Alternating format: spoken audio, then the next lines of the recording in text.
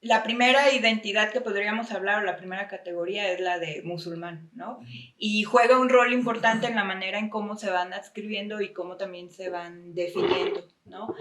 Esto es relevante en la función tanto de la movilidad religiosa como justamente en los contextos de adaptación local de estas comunidades, ¿no? Porque, por ejemplo, la presencia del Islam en México, podríamos dividirlo como en la contemporánea y aquella histórica, ¿no? Yo me enfoco más en la contemporánea porque, bueno, la histórica pues refiere como estas primeras migraciones de la diáspora, pero donde realmente solo el 1 o menos del 1% era musulmán y varios regresaron, retornaron y algunos otros pues se quedaron, ¿no? Entonces ahí no podíamos hablar como tanto de la presencia del Islam, pero sí de musulmanes. Ajá. Realmente la presencia del Islam entra al campo religioso ya como una oferta a principios de los 2000, ¿no? Aunque las pequeñas comunidades ya estaban entre los 90, 95, había como pequeños grupos que sí se reunían viernes con viernes para hacer la oración comunitaria y todo esto. Y esos pequeños grupos mayoritariamente sí eran de migrantes, ¿no? Que es donde podríamos localizar como una migración más contemporánea, de corte, o sea, los migrantes son hombres, más o menos jóvenes, y vienen aquí con contratos o vienen a buscar, pues, trabajo, ¿no?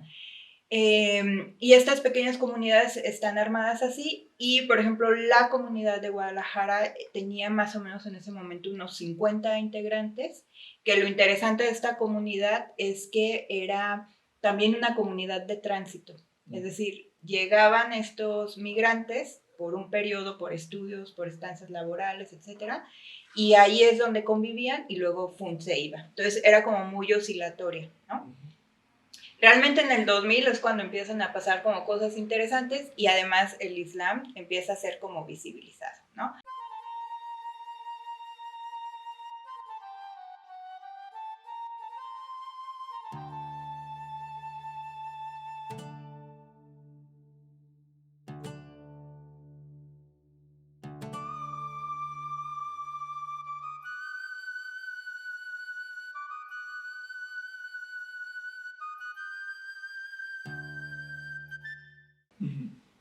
Los procesos de integración que tienen estos grupos migrantes, y creo también que depende mucho de cómo llegan al país. Eso es súper importante.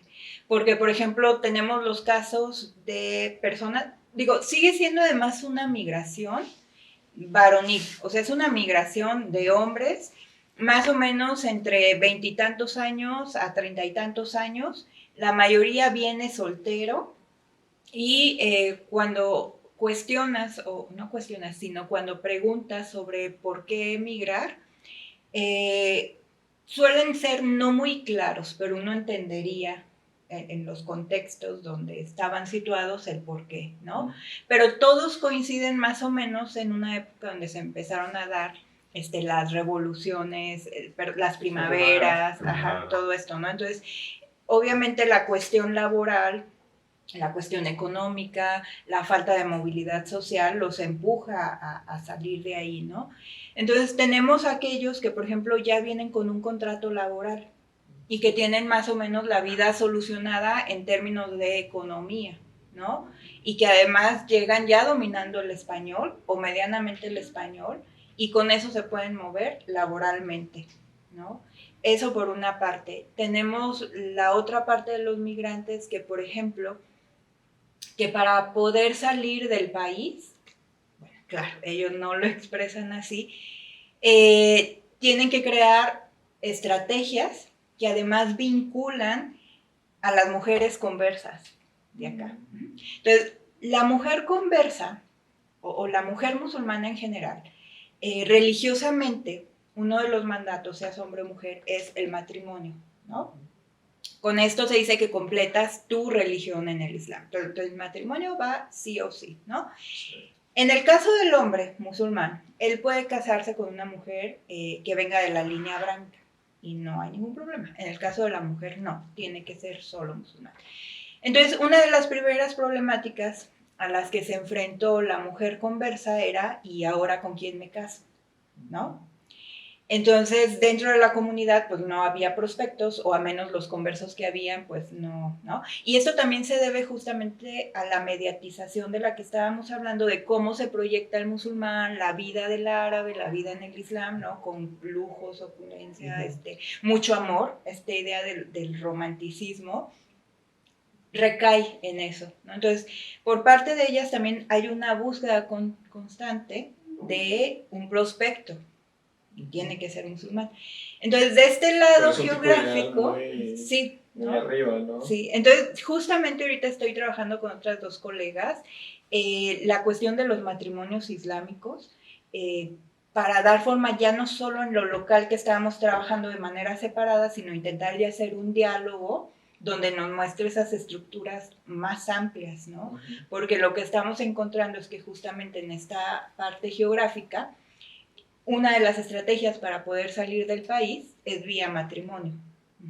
Entonces, eso es súper interesante, pero también nos habla de una complejidad, tanto de los contextos en los que ellos viven y que necesitan salir, como tanto de la recreación del imaginario que se está haciendo para que las mujeres encuentren una solución en esos matrimonios, ¿no? Entonces, se crean lazos afectivos transnacionales, se generan los matrimonios, ya sea que la mujer viaja ya, que eso también es un tema problemático, y que si hay experiencias donde las chavas se quedan como, ¿y ahora qué hago? ¿No? O, viajan allá, hacen el matrimonio, la chica se regresa y entonces ya puede pedir una visa o un permiso de reunificación familiar. Y entonces el chico ya puede entrar para acá, ¿no? O el chico llega, se casan y pues ya de aquí, ¿no? ¿Quién los mueve? ¿No? Y algunos matrimonios han sido exitosos, claro que sí, pero hay otros matrimonios que parece que fueron más bien hechos express. No se llega a un acuerdo, y hay rupturas, ¿no? Y entonces tenemos estas migraciones que llegan a casarse, pero ahora están divorciados, ¿no? Entonces, eso también lleva un proceso de inserción, porque mientras te decía que los otros laboralmente y económicamente llegan a estar en un buen momento, estas otras personas, lo que pasa es que también llegan con un desconocimiento del español, entonces la comunicación fue en inglés, y mientras ellos aprenden español, viven generalmente en casa que les proporciona la chica o la familia de la chica. Económicamente, pues dependen de la familia de la chica o de la misma chica, hasta que ellos empiezan como a dominar el español. Entonces, el idioma es algo súper importante, ¿no? Lo mismo pasa con otro tercer grupo que podríamos decir, que no llega vía matrimonio, no llega con un contrato, pero llega a vender productos, no sé, turcos, no sé, ¿no? Y llegan como a estas grandes ferias y ya de repente alguien les dice, no, pues quédate, ¿no? Entonces es el mismo problema del español, mientras lo van dominando, van dependiendo de otras personas. Y aquí entra el papel de las redes, de estos otros migrantes que ya están y que más o menos saben cómo estar moviendo aquí la situación.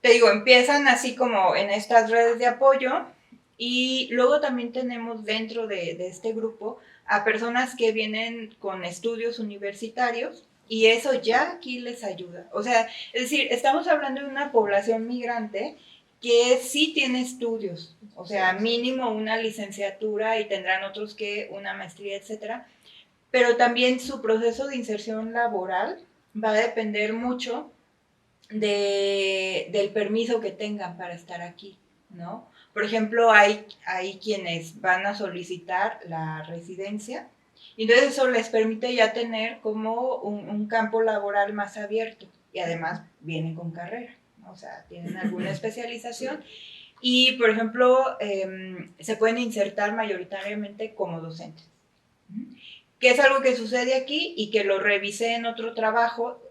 La cosa es que hay muy pocos trabajos sobre la migración contemporánea, ya sea árabe o turca. Entonces, hay muy poco con qué discutir los hallazgos empíricos, ¿no? Pero, por ejemplo, en Ciudad de México sucede lo mismo.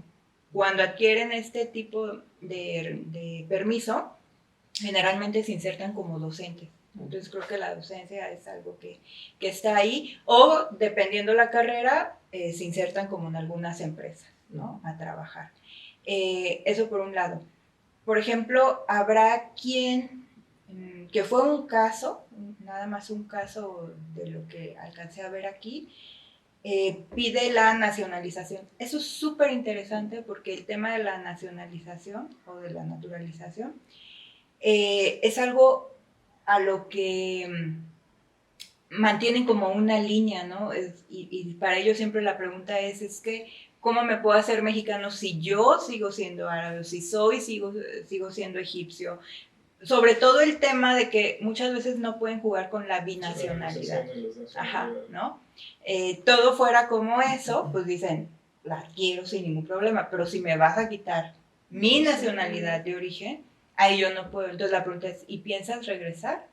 Y es como, es complicado, quizás no, pero no quiero dejar mi nacionalidad, ¿no? Uh-huh. Entonces, eso también creo que les ha alargado mucho los procesos para que puedan, ya no digo la nacionalización, pero también como un poco para entender las dinámicas con las que se juegan los permisos y con cuáles ellos pudieran jugar para integrarse laboralmente al país, ¿no? Y que esto les permitiera como una movilidad más amplia. Uh-huh.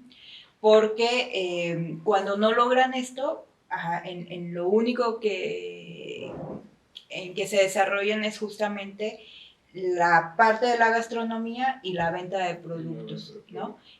Y de ahí tienen que sobrevivir, por decirlo de alguna manera. Entonces sí es complejo, porque por ejemplo los pakistaníes generalmente sí vienen con permisos laborales, ¿no? Y es súper diferente, ¿no? Además vienen ya como especializados, incluso vienen aquí a capacitar gente. O sea, los tres grupos funcionan de manera diferente, vamos. Sí.